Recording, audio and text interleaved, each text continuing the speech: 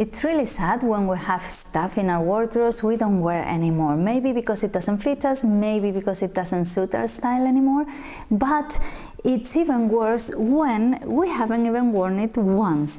So if we have someone we can give it to, it's fantastic. But if not, we can always customize it and upcycle it to fit our needs. I love this kind of projects because you are being creative, you are recycling, you are making the most out of your wardrobe, you're going to have a nice result with not that much effort. You can have a look at the garment inside and how it was sewn, so you learn a lot.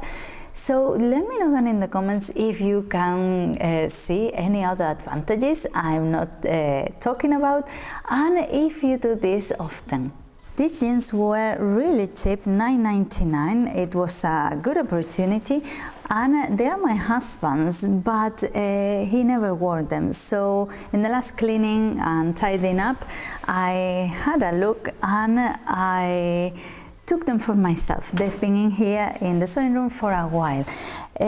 Sometimes changing things from menswear to women's is a bit complicated because they have different cuts, but you can get to it. Not long ago I did a pair of shirts and I transformed them for myself, lowering, cutting down the crotch line.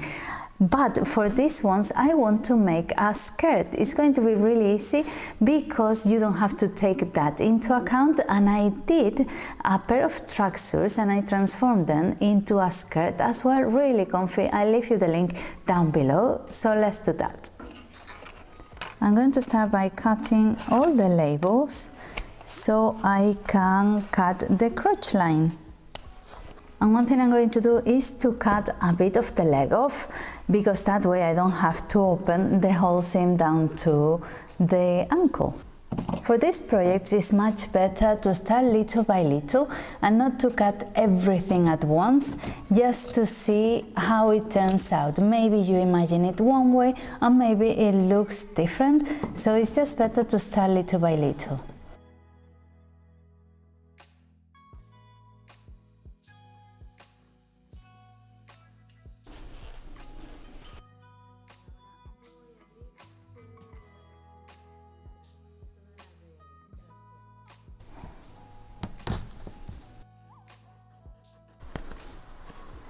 And one good tip when using your seam ripper is to use it with the protector bit on the inside of your garment, and that way you won't rip it.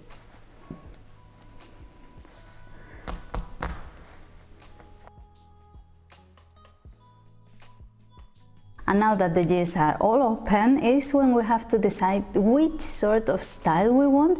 If we want it open on the front, on the back, or all closed like a pencil skirt with a patch to make sure that the front is closed. And that's what I'm going to do, the classic one. I want to close it on the back, so right sides together. I'm just going to sew all along it, but I'm going to make sure to open the waistband so I can sew it inside, and that way I don't have loads of layers of material that will bother me a lot there.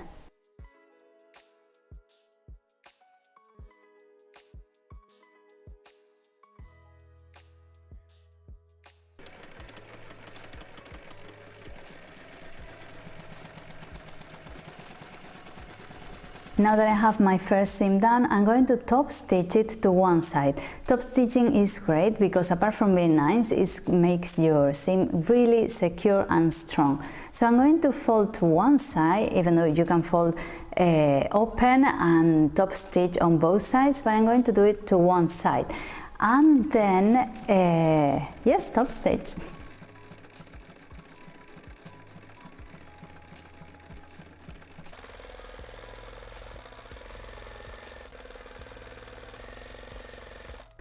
And now the waistband I'm going to sew on the inside is two different layers of material.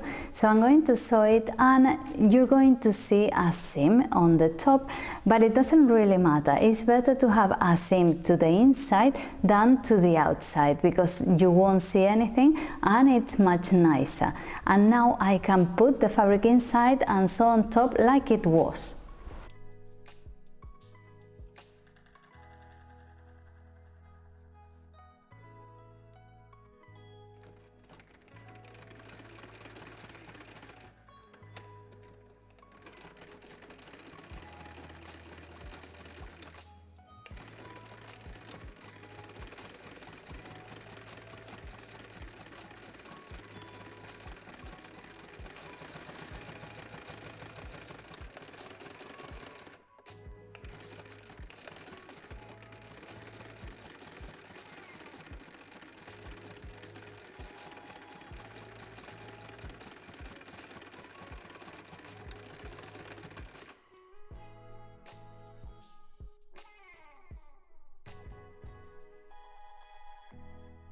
This looks really good. I'm quite happy with it. And I'm going to do the front. And for the front, I'm going to add, to secure it with pins, and to add a piece of fabric.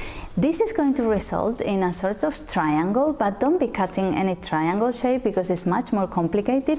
Just put the patch underneath, and then once you've sewn it, you can cut it. I love these kind of projects because you make the most out of what you have and you learn quite a lot. The sewing machine is quite scary, especially if you are learning, if you are beginning to sew. You're afraid of cutting expensive fabrics or even any fabrics. You're afraid of everything. So trying something like this is really useful because you learn how garments are made, you make how you can refashion them, and you get rid of that bit of fear you have. So go ahead and do it.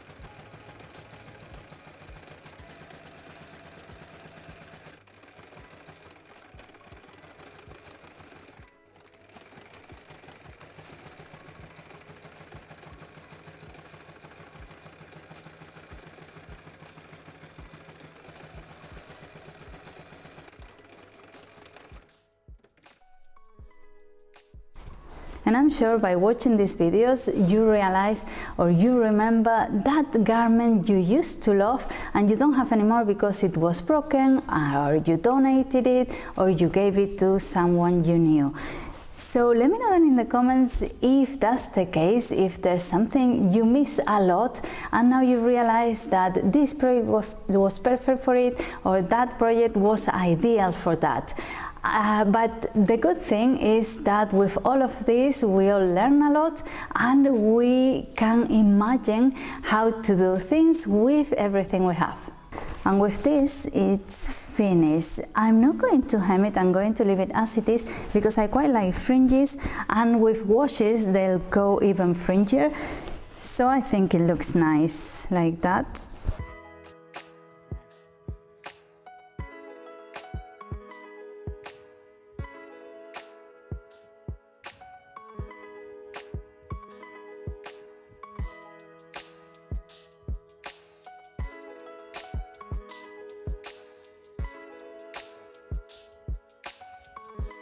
So this is the skirt. I'm quite happy with it because I think it has lots of possibilities. It's casual enough to wear with jeans and with sandals, but it has a nice deep green olive color that could do with high heels or for a night out. So I think it has potential and I think I'm going to use it loads. And I love the pencil skirt look. You can obviously make different shapes from this tutorial.